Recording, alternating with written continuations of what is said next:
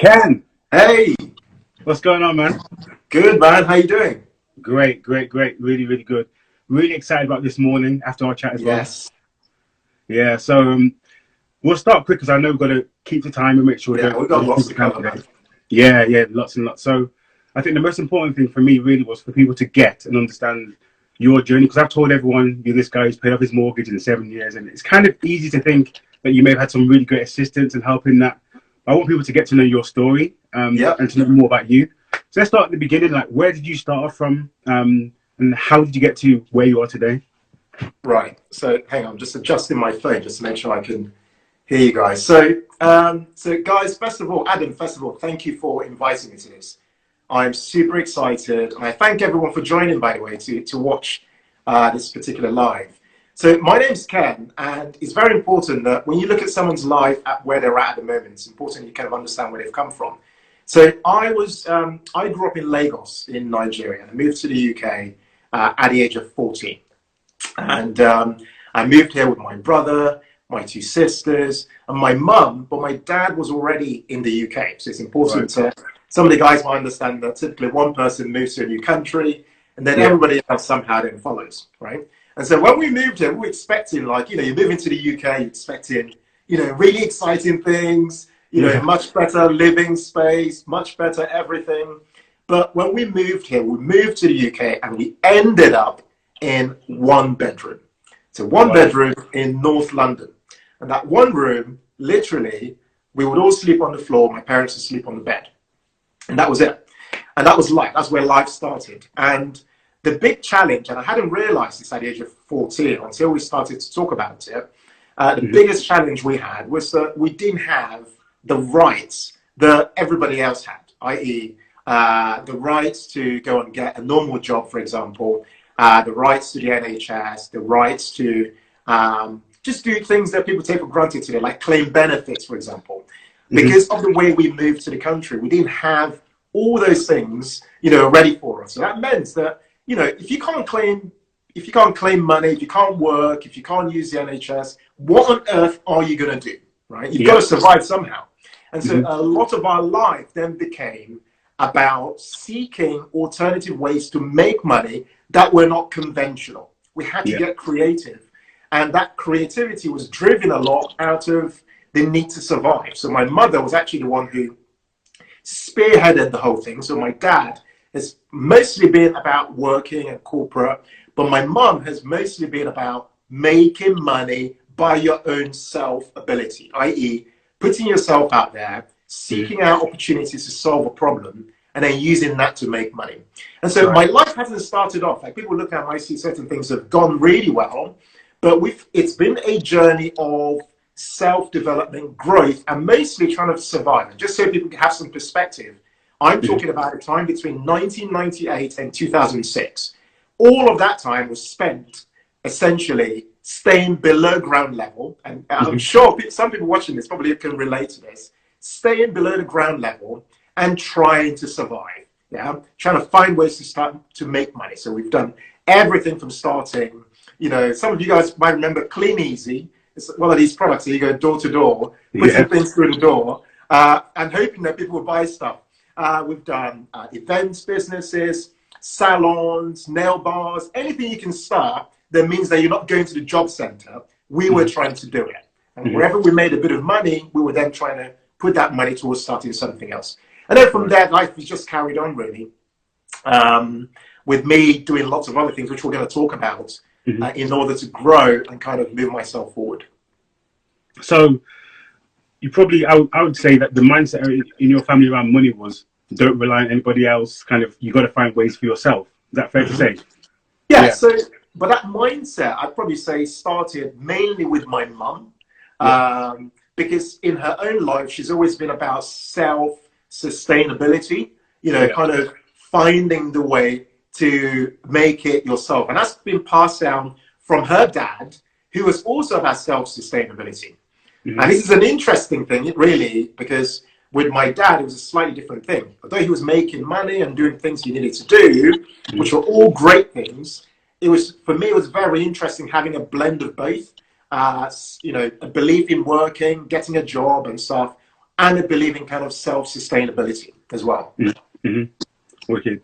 So, I mean, one of the first things I wanted to ask you really was about the kind of mindset around money that a lot of us do have currently. So, how important is it for us to have a mindset that has an understanding of what money is, what its purpose is, and also that it doesn't control us, but we can kind of control it ourselves? So, I really wanted to share kind of what your money mindset is now. Now you've been through everything you've been through and experienced, and also like, how can we develop a mindset that's healthy towards money? I think a lot of us are dealing with unhealthy mindsets with money. That then means we make bad decisions. Okay, so a really important thing I'm going to talk about kind of how I develop my mindset, some of the things that helped me, and then I'll jump into answering that specific question.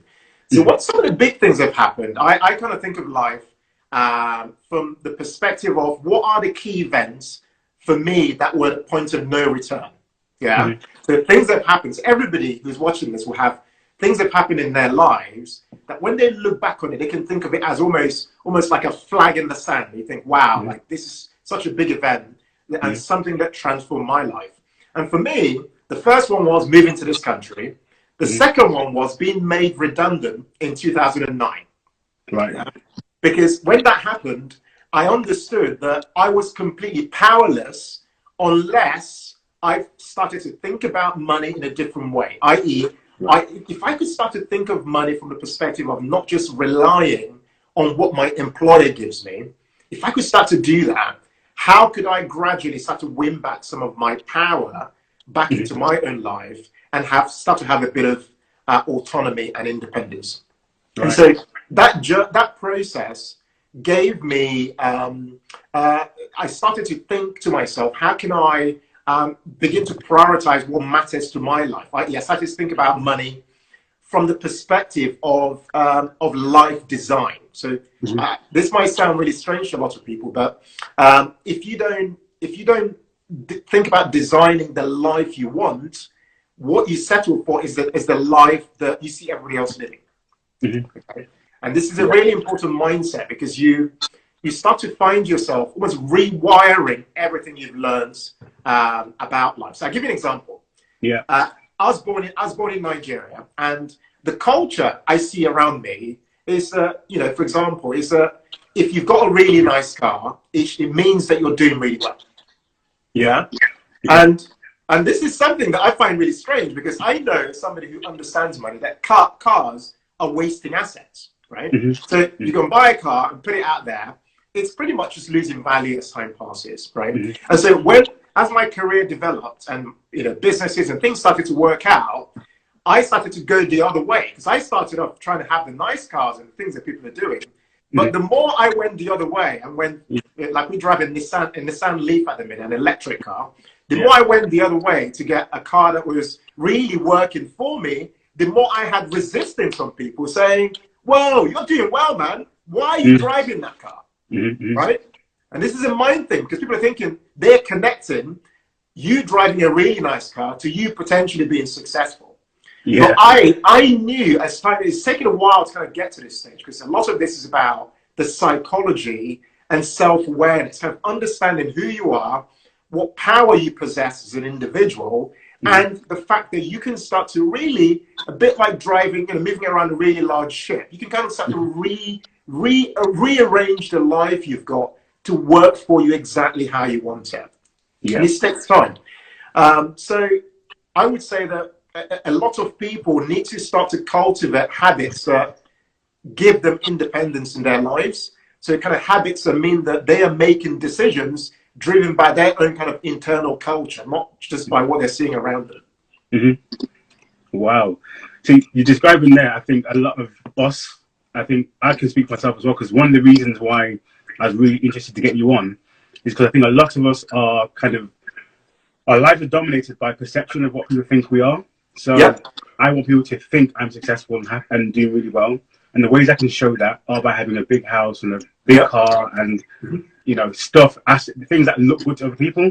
And the reality is that has nothing to do with success. And I've realized that for myself, in the search for success, I was like, wait, what do I actually want? And why do I want it? Is it because I want to have this car so people see me in that car? I've got a car that's like 8 years old now. And I was like, I need to change it but I was like, well, there's nothing wrong with it. and Yep. it gets me from A to B. So why would I change my car? It's like, Yep. oh, because people need to see me that I've leveled up and I've gone another. It's like, well, it doesn't mean that. It just means I'm maybe taking out more credit, or Yeah, yeah, yeah. it doesn't mean I'm more successful. So I think that's a really important point. So earlier you spoke about with your parents going around and doing loads of different things to make lots of different kinds of money. Yep. Something I'm really interested in is multiple streams of income. So it's something I've been taught about for a long time. But like even in this season now, where we've all kind of been dropped in the middle of nowhere with no, kind of hope at the moment in terms of work. Yep. For me, like 4 or 5 of my streams of income just dropped out completely, and I was like, whoa, I wasn't prepared for that to happen. I wanted to talk about really like, how did you start to develop multiple streams of income? What is the mindset that came behind that? And then maybe give us some tips on, I know you've done loads of videos on quick little business things you can do to make little bits of money here and there. Give us some tips on those things as well. Okay, so the thing about multiple streams of income is it can sound like a buzzword, and people can feel like, yeah, I want multiple streams of income. I want it, right? Yeah. But it's very important. This is the thing people don't think about. The word multiple, for the word multiple to actually even exist, you've got to start with one stream of income. Like you've actually got to start with one, right? So let's assume that people have income from their day jobs. When people think about multiple streams of income, they think, oh, I suddenly want 5 streams of income. What they need to be asking themselves is, how do I get that next one stream of income? That very next one. Because if you can focus on trying to generate just one extra stream of income, number one, not only does it give you focus, but you actually start to build a bit of a framework for how you do that. So I'll give you an example. The very practical way to start to think about generating an alternative source of income is, first of all, to ask yourself, do you actually even have any money, any bit of money that can be put towards you generating an alternative source of income? Because what most people tend to want is they want to get something, but what they don't ask themselves is, what do I have to give up in order to get that thing I want? So let's say, for example, you want to start to generate some extra rental income, right? In order to do that, you would have to invest in property, for example, or invest through the stock market in a property fund, for example. But in order for you to be able to do that and make that next step, your current life situation, you must have got to a place where in your current life, you've built up a bit of a buffer in order for you to start to take that buffer and put that money towards a different asset class. That asset class could be you starting an online business, or it could be you starting a blog or something, or it could be you investing it through the stock market so that you can generate some dividend income. So my point there is the point I'm trying to make is making multiple streams of income. Before you can even do that, you must first get your house in order. You can't just jump from living paycheck to paycheck to then, suddenly making multiple streams of income. You've actually got to get that bit right first, because it's only when you get that bit right, you start to build a bit of a buffer. That buffer then gets reinvested into your first possible multiple stream of income. Yeah, that's amazing. I think what the main point I took from that is, we want to start from zero. I'm like, right, I want 5 things that make money now. I think the reality is, it has to be strategic, and you have to be prepared to stop doing certain things you're doing. I know in one of your videos I watched, you talked about getting rid of all your subscriptions and TV and gyms and this kind of thing you're paying for, or having the lower rate, packages, so you could save extra money. So I think it's amazing that you said that, because I think the reality is most of us want to do the kind of approaching multiple streams of income, but don't have the mentality right now or the discipline to do it. So I think that's really important. And the thing to add to that is multiple streams of income takes time to happen. So you might look at me now and go, oh, Ken, you've got all these multiple streams of income. Wow, isn't it great for you that you've got all these multiple streams of income? But I can tell you, well, actually, Adam, it's taken 10 years. There was a time when I had zero income. Then it became 1 income. And then you're like, okay, I'm very thankful I've got 1 income. Question is how do I get the next one? And then you start to work towards the next one, and you try and make that next income something that's sustainable and something that comes more frequently. Once you've got that and you've kind of reflected on what your learnings are from making that extra source of income, time passes. It might take you 2 years to generate that next 1 income. So I'm making that point so people realize when they see anybody who's making multiple streams of income, they should ask themselves, how long did it take to get there? And also, what did they give up to get those multiple streams of income? I give you an example, right? I started my blog, and my big experiment with running the humblepenny.com, the blog, was I'm going to invest 2 hours a day, 7 days a week, and see what happens for at least 1 year. So what I was giving up was my time, one thing, and my money. So notice the trade-off. I wasn't just wanting something that's coming to my life. I was prepared to give something up in order to get what I wanted. And to do it consistently enough, right? This is where people expect magic to happen like that. It doesn't happen like that, right? You've got to do it consistently enough and explore the idea well enough over time to then start to see some results. And it's only when, we've gone past 6 months and so on, that the thing we then started to look like something that could then start to generate an income. It's a bit like planting a seed. You don't see a result immediately. Your seed doesn't generate income straight away, right? You've got to wait, right? You've got to wait for time to pass and then for that seed to potentially start to generate some fruit. Yeah. Well, what you just said then is a reflection of something I always say. I think we live in a microwavable society. So we want things to happen instantaneously. Put popcorn in the microwave and it's there. The reality is most of us aren't willing to go through the process. I think that's the problem. But what you said there in the comments, all I can see is everyone saying foundation. That's the key. Starting, being, and I love that. And I think that's probably one of the biggest lessons people can take away from this so far. That if you want to have multiple streams of income, it takes it building one at a time, and then also using each one and taking the time and dedicating time to it as well. Yeah. Can I just add to that? Of course. The other thing as well that people can do is to look around their lives right now and ask themselves, who is making multiple streams of income? Who is that person? Yeah.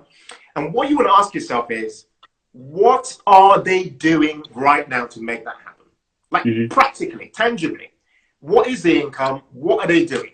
And what you want to do is get closer towards understanding how they're doing it. Because everybody who's doing something always leaves a clue for what they're doing, right? And in the current environment we're in the current state of technology and so on, you can learn quite a lot from somebody, even without even speaking to them. You can observe their lives. And what you're looking for really is, what are the ingredients that are working in their lives? What's going on? What are they doing so well?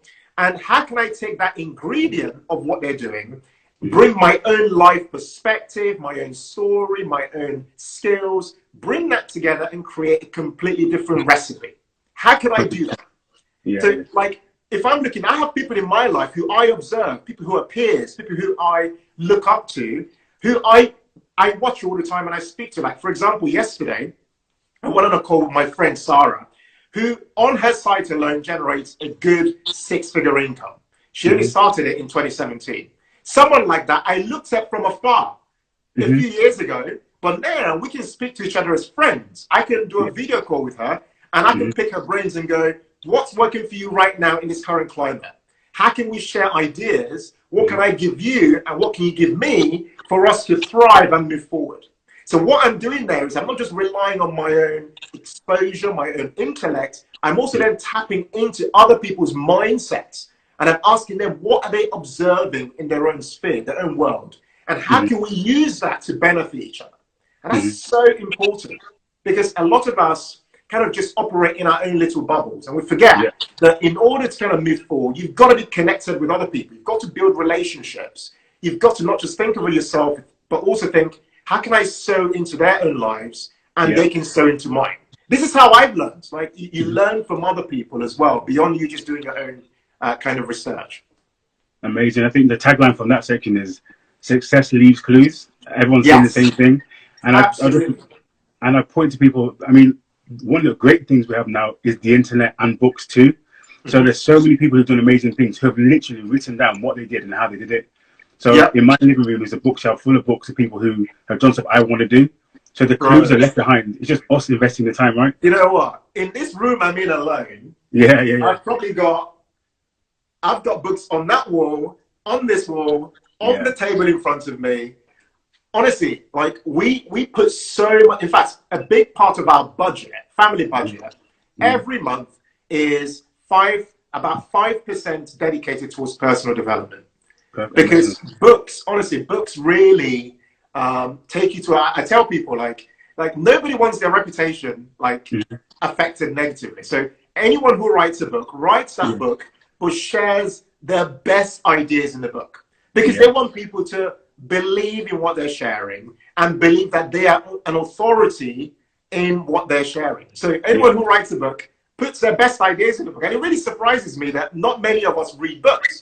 Because for example, I read books on so many different things. This is a book on sales and marketing. You know, this is a book on how to invest in HMO and property. You know, these are all different books. This is a book on mindset, right? These are all different books on things. A book on how you invest through the stock market and work towards financial independence. So many different books and different things, right? Books on creativity, right? These are all books, right? And I'm picking those books up. This is the hardest bit, making the time to sit down, fight everyone else up in the world and say, I'm going to give myself 1 hour of reading time. I'm going to sit down. I'm actually going to read, absorb what I've read, ask myself, how can I take what I've just read and apply it to my own life? Practically, how can I do that? And once you've started applying those ideas to your life, you take an experimental approach to it. You don't just put it in and expect fireworks. You put it in, you put what you've learned in, you observe the outcome. Through that outcome, you go back, you reflect, you go back and you put back into the process and you keep tweaking and seeing what happens. So, honestly, books are probably one of the biggest hacks that I can recommend to anybody. Anyone watching this now should make it a big part of their life journey to make reading books a must in their home. I want to talk to you more about that, but I know we've got limited time. But I think what we'll do is we'll come back to and one of the things, that's a really important question though about some of the books you just showed out. So maybe later on we'll get a list of some of the books you showed us and we'll share them with everyone on Instagram. I've got a book list I can share with you. Perfect. And at this time as well, I want to tell everyone who's watching, you've got to go and follow Ken on Instagram and go onto YouTube and subscribe to the Humble Penny. I genuinely subscribe because the reason why we're doing this today is because I saw Ken and he blew me away. This is not like a business deal. We're not in business or something like that. I just saw a video of Ken and I was like, yo, this guy is the truth, man. And him and his wife. Thank you so much, man. Bro, honestly, you inspire me, man. So really, honestly, I really appreciate that. Really appreciate that. Thank you. Pleasure. And I thought it'd be interesting for me to talk to you, but for other people to be able to hear what we're talking about. So this is just talking with an audience around us, basically. You guys won't know this, but me and Ken actually talked about doing an event together early this year, but coronavirus and stuff has just thrown everything off. So this is a substitute for now, but we will get together again at some point and do something. And also, we've already said that after today, we'll do probably another video, depending if you guys want it. But we'll do another video and go into more detail about some more things. So I think we're already like half an hour in, and we've done like 2 questions. You know what? So let's tackle the questions. Let's go at it. Before we do that, I just want to say something. That anybody who's watching this, first of all, I just want to say, Adam, dude, I'm so pleased that you're doing what you're doing, because you reaching out says a lot about you. It really does, because not a lot of us feel that we can reach out to other people, connect with them, and work with them. Because we often feel threatened. We often feel like, what if I'm giving away my ideas? What if I'm giving away too much? But what we're doing right now is what everybody should be doing in their own lives.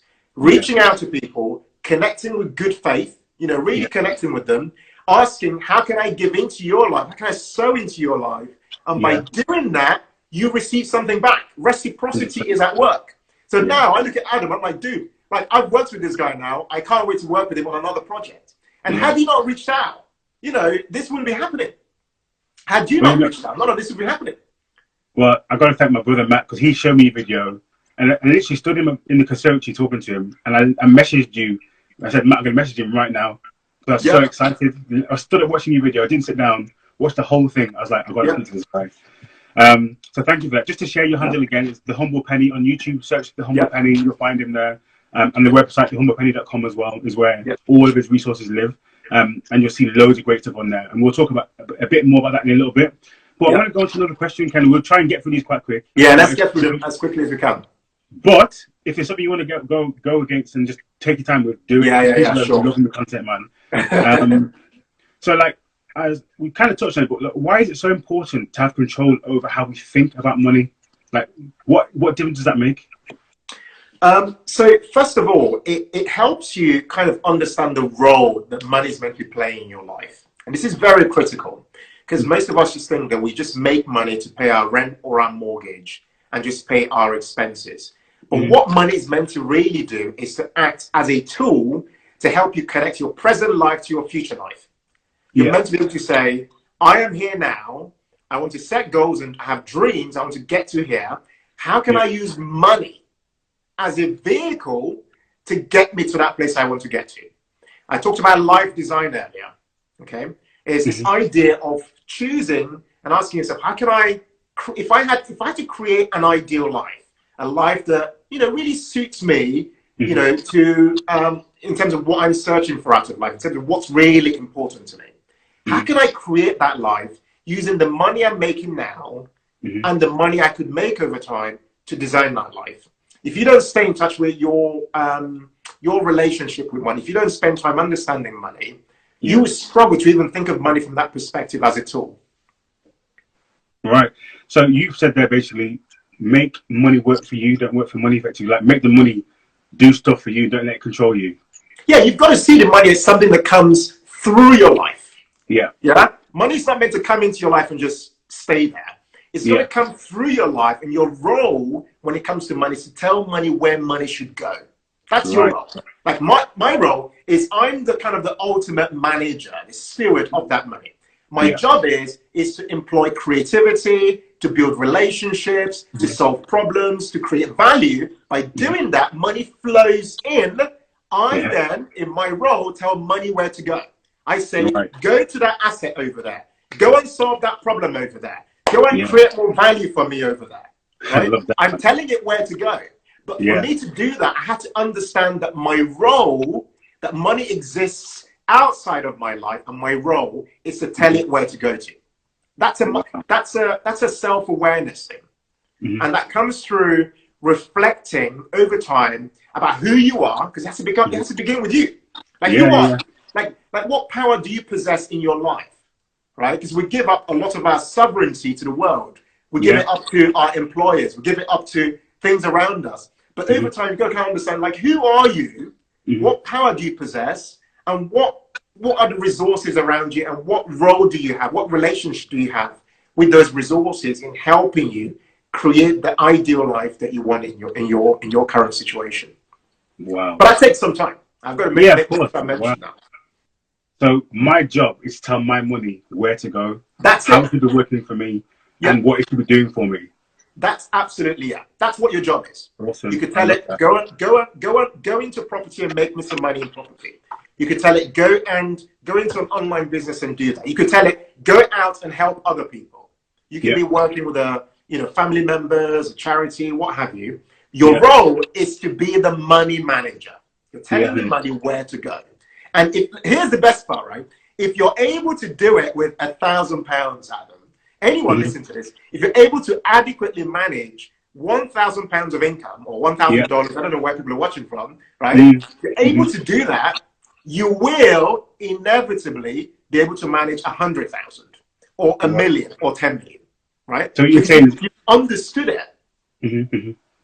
So what you're saying is the principle that then guides what happens next. If you have the foundational principles in place, it could be £1,000 or £1 million.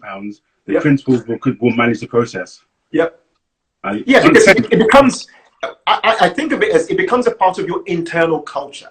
Because we all have internal cultures, our values, the things that are non-negotiable. So for me, those things are honesty, integrity, and transparency. I call them HIT stories, HIT.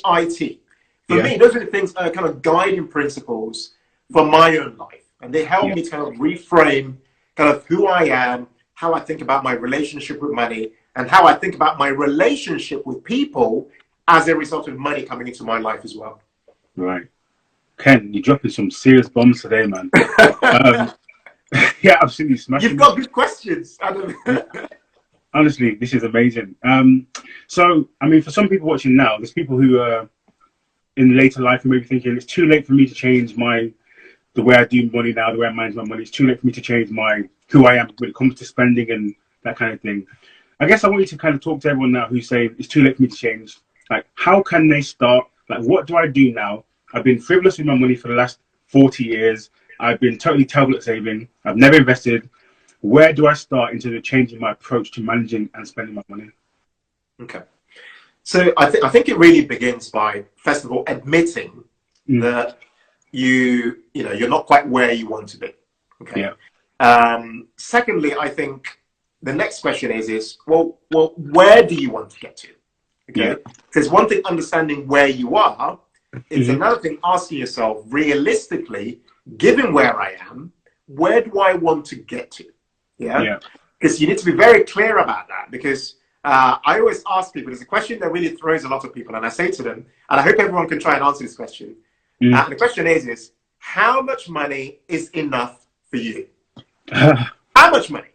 Yeah. Right? If you have to put a number on that amount, what is the amount?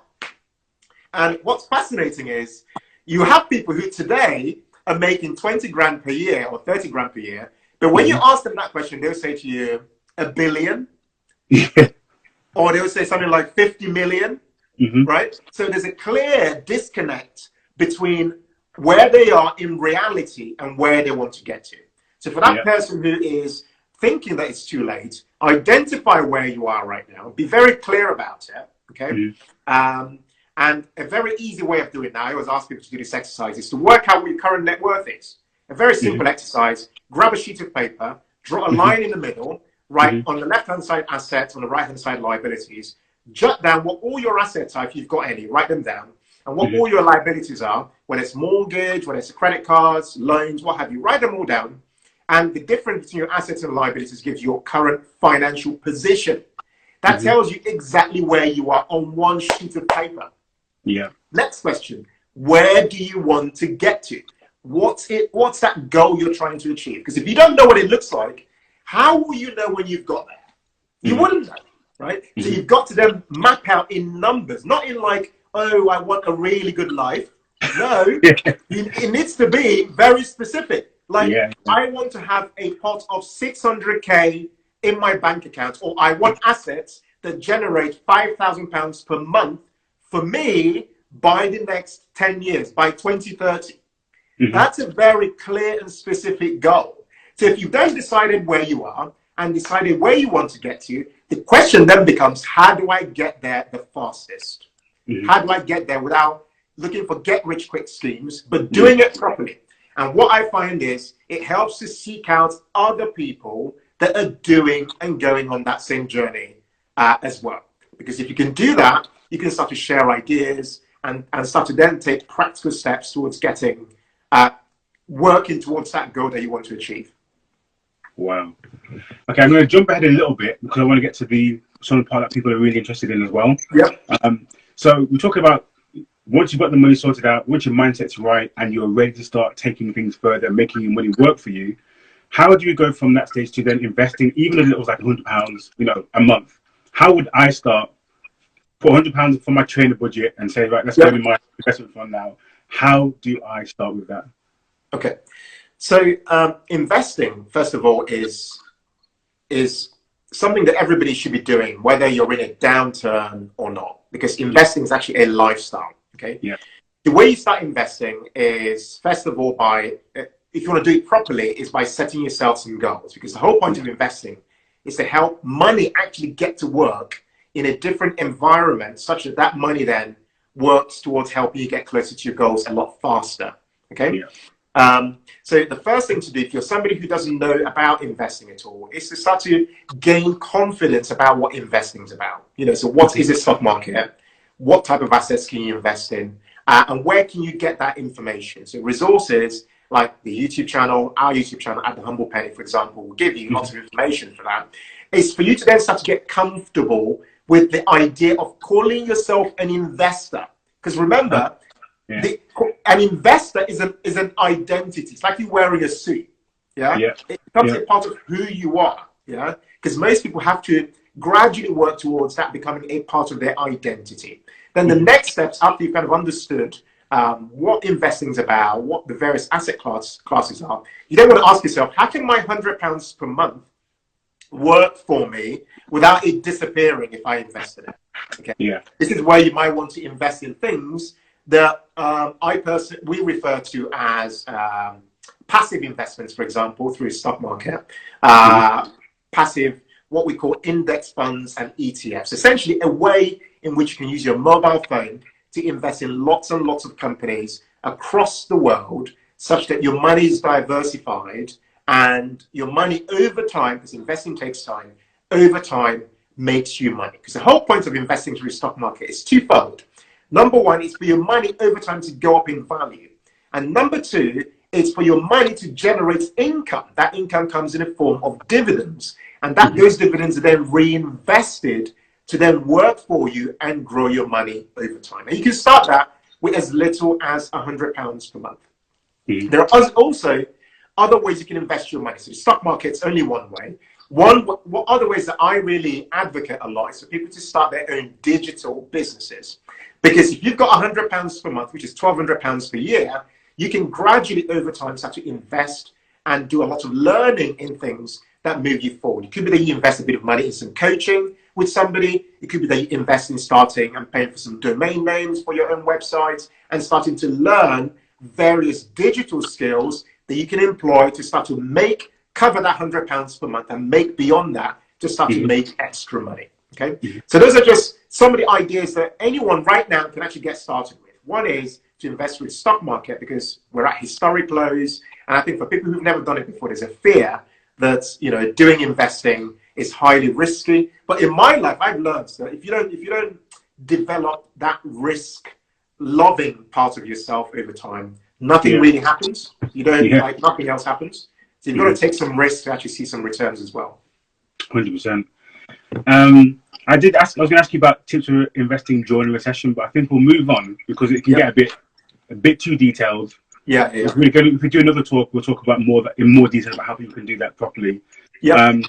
But so I was looking at one of your videos, and you talked about how you have like a family. This is before this happened, by the way. You had like a family shopping budget of like £50. And I'm like, I said to you earlier, I go shopping to Tesco by myself to buy milk, and I spend 40-50 quid like in one go. And I live alone. I don't know where it's gone. It's like one basket, so God only knows what's going on there. But I wanted to ask you, like, what can people do during this season we're in to kind of secure their finances and maybe even use this downtime we're in now to plan and prepare for when they come out of it? So what are the foundational things to do now to be ready when we get out of this? Okay, so I've said this before and I keep talking about it. Anyone who's in a home now, in a family, somebody needs to take on the responsibility of what I call the home CFO. So the home chief financial officer, somebody who's identified as the person who is the gatekeeper of the family's finances. That person is a person who will say, well, actually, no, we're not spending money on that because it's my responsibility to defend, because this is now a battle, to defend the family's finances.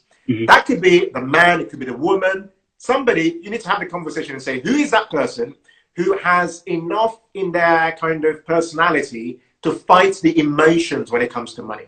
Because once you've done that, you've basically giving somebody the responsibility, okay? And the questions then become, in these times, the biggest thing that everybody needs to pay attention to is cash flow. Their need for cash, because we're facing a problem where there's a great deal of uncertainty and we don't know when that uncertainty is going to end. So you want to start to do things that preserve your cash flow, okay? And those things could be simply sitting at home, make yourself a cup of tea and have a chat.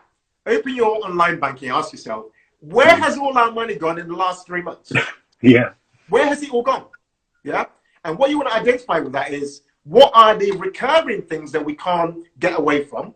And what are the non-recurring or non-essential things that we can begin to make lifestyle decisions about? Because if you identify those recurring or essential things, you should be asking yourself, can I begin to negotiate any of them right now? So some of you might be asking your banks for mortgage holidays or, that sort of stuff, right? Because you want to use that to kind of stretch your cash flow a little bit further so your money can kind of last you a little bit. Other things you can do is start to then analyze those non-essential expenses and ask yourself, well, are those expenses helping my dreams to happen? Yeah. So if you've got, I'm just going to pick on something now. So if you've got, if you're paying for, a subscription for TV, is that TV subscription helping your life move forward in the future, right? If it's not, then you should question whether you should be paying for it right now. Yeah, just putting it out there, right? Some people might say, well, actually, it's entertainment, right? So, it's for somebody to decide. Like, so for me, for example, if you're living a life now where you are saying to yourself, I've got dreams I want to make happen, but you come home or you're sitting at home and you're spending 4 hours a day watching TV, then you've got to really ask yourself, are you really, is there a mismatch between kind of what you want to try and achieve and what you're doing in reality? Okay. Yeah. That's it. Look at those non-essential expenses, but the ultimate goal is to really put money towards only things that you have to and things that are helping you achieve your goals. So this shouldn't, I always say to people, this shouldn't be the time to start to say to yourself, forget about my dreams and my goals. Forget about them. There's no point talking about those things now because everyone's running for the hill. That's not what to be doing. I remember in 2009 when the whole world was collapsing and people say, oh, the global financial crisis, the world is ending, all this stuff. I was buying my first flat. Yeah.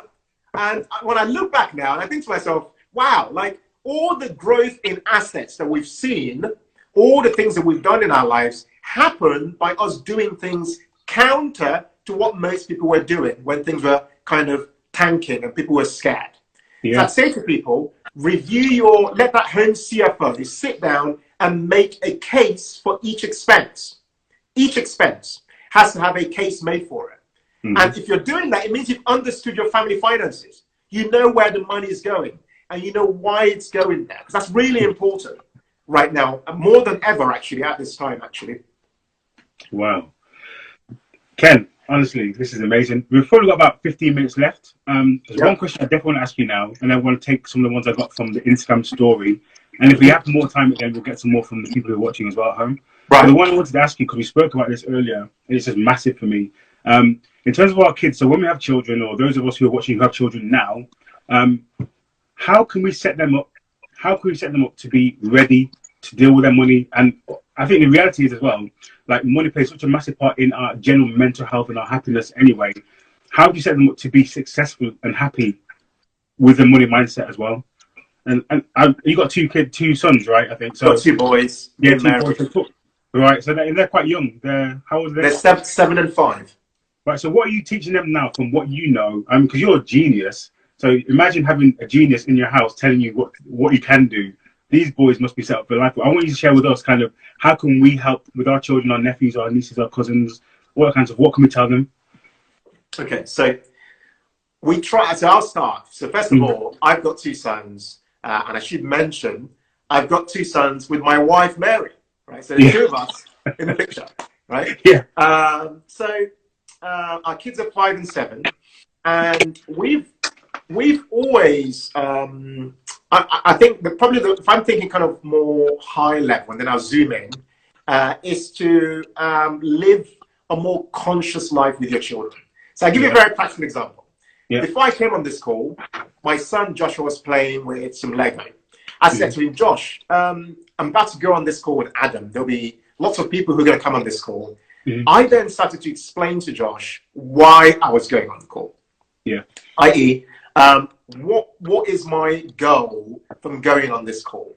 So one thing that we're trying to do practically in our lives now with our kids is to get them involved in conscious conversation. Yeah. And with money particularly, talking about, where money comes from, for example. So for example, like, where do mommy and daddy make their money from? Like, where does the money come from? What do we do for money to come into our lives? We have those conversations in real time at home. And our kids understand, we talk about the idea that you have to actually solve some problems, you have to perform in some way in order for money to then flow into your life. So that's one thing we do for sure. Another thing we do is that we're starting to get our kids to learn how to invest money. So both of our sons have their own investing accounts. They know how much they've got.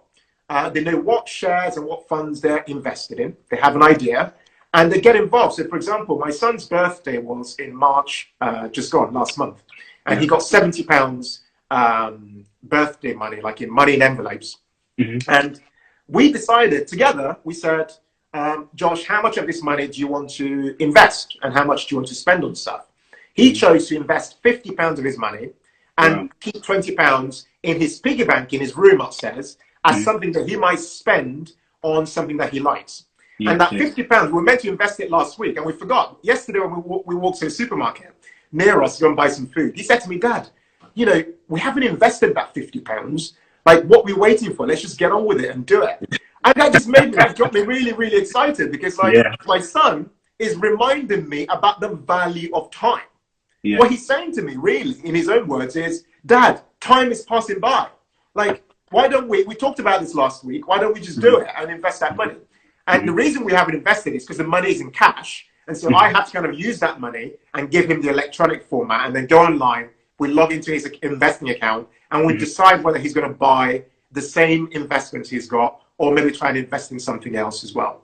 The other thing we're teaching them is the value of delayed gratification. Yeah, that's a big one. This is absolutely critical. So the fact that they can't say, I want this toy now and I get this toy now because Daddy or Mummy, you can go on Amazon and order it and it'll come now. Yeah. Right? Because that's very, very important. That kids don't just say, give it to me now, you know, and you just go, oh, yeah, here you go. I've ordered it, and it suddenly shows up. Because they have to understand that that money they're spending has a lot of value, and that value is connected to real life energy. What I mean there is somebody had to give something up for that money to flow into our lives. Yeah? And so they know as time passes, things such as, I'll give you an example. My son, we've got a reading challenge at home at the minute, which is for every book that you read and explain, you get £1. Yeah. So he has the potential to make £30 in a month. Right? Because for us, that's great because we say, well, actually, if you read that book, tell us who the author of the book is, right?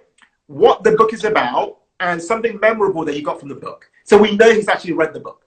And if he's read the book and understood it, it means he's growing in his kind of muscle for reading books, because we're trying to get across this very important idea of spending time in your own space, i.e. we have a reading chair, he'll go and sit there comfortably with a blanket and just read a book, right? And for that, we're also then teaching him the power of incentives, because by reading the book and performing, he therefore then gets a reward, which is £1 for that book, which he can then take and go and do something with. He might take a portion of it to spend or a portion of it to put away in his piggy bank or something.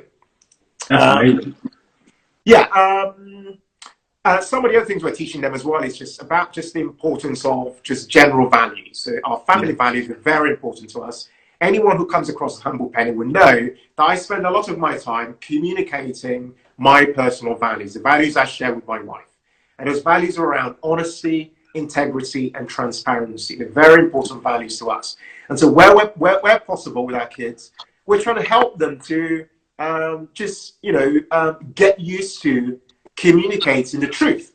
Just talking about what's going on with themselves. Sometimes they have fights at home, and you ask, who hit who first? And a lot of the time they just lie about it. You say, he hit me, and the other one say he hit me. But for us, it's a bit of a gradual thing. Because what you're really trying to communicate to them is, look, you're not in trouble. All you have to do is just tell us what happened.